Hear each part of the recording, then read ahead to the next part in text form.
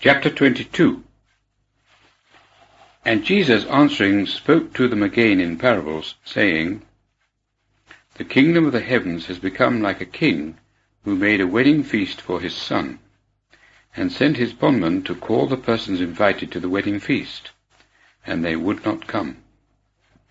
Again he sent other bondmen, saying, Say to the persons invited, Behold, I have prepared my dinner, my oxen and my fatted beasts are killed, and all things ready.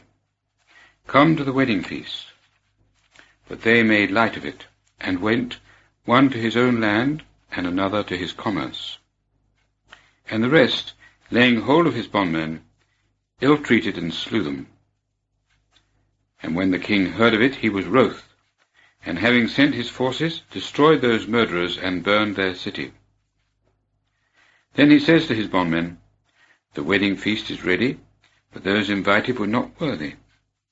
Go therefore into the thoroughfares of the highways, and as many as ye shall find, invite to the wedding feast.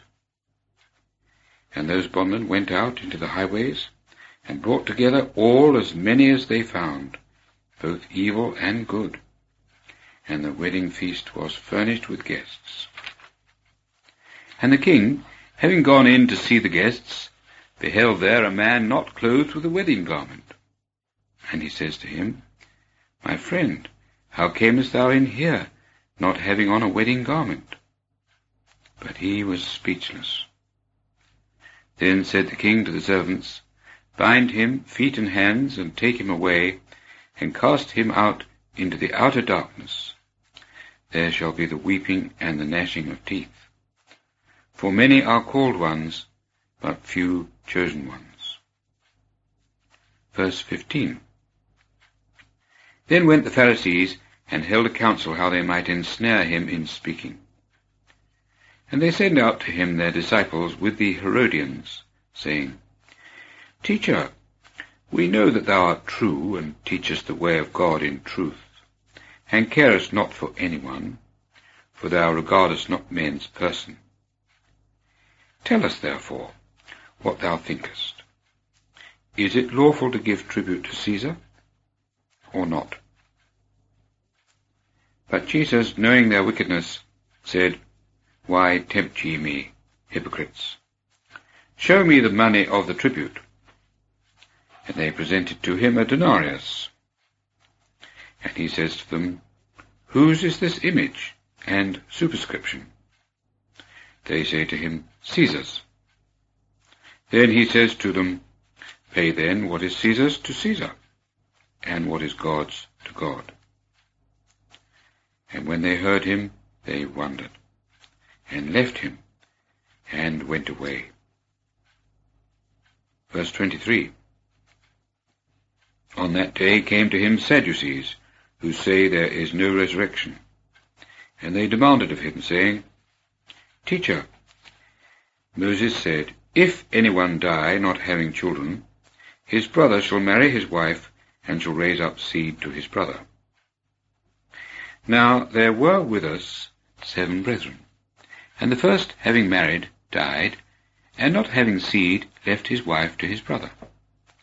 In like manner also the second and the third, unto the 7. And last of all the woman also died.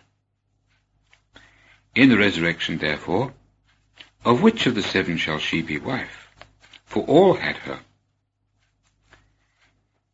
And Jesus answering said to them, Ye err, not knowing the Scriptures, nor the power of God.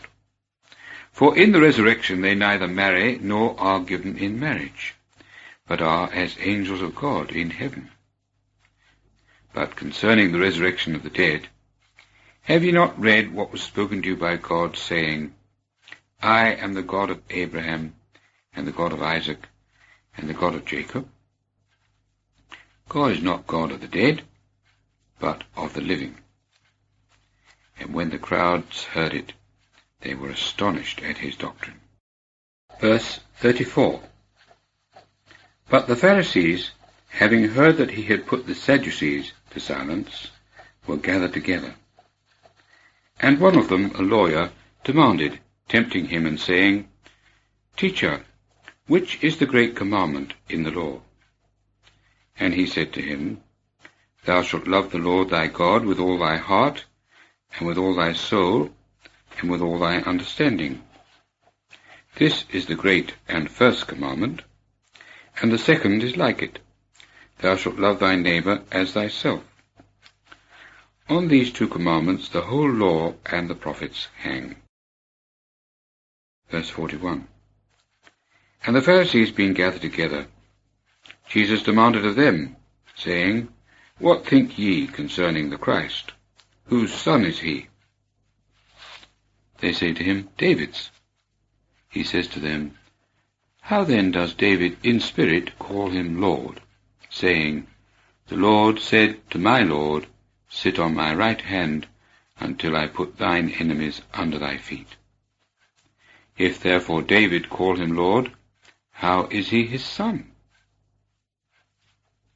And no one was able to answer him a word, nor did anyone dare from that day to question him any more.